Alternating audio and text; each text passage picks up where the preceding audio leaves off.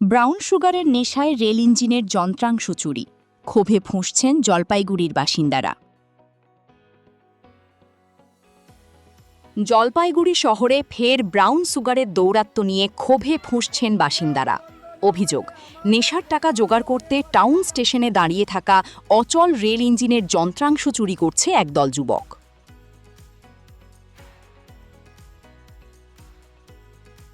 পৌরসভার ১২ নম্বর ওয়ার্ডের হাইস্কুল সংলগ্ন বস্তি এলাকায় ব্রাউন সুগারের নেশা বাড়ছে বলে অভিযোগ।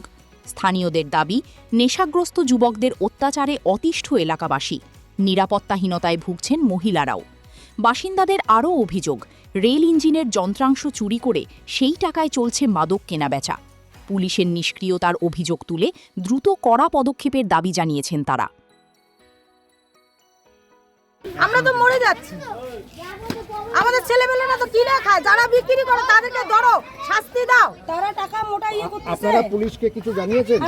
কতবার আমরা ঘেরা করছি, কতবার ঘেরা করছি, পুলিশ আসে, সব মহিলারা যায় ঘেরা করতে, পরে আর নাই, আসে না, কোনো প্রতিবাদ নাই, সেই হয়ে যায়। আমরা এখানকার। যদিও এই অভিযোগ নিয়ে পুলিশের কোনো প্রতিক্রিয়া এখনও মেলেনি।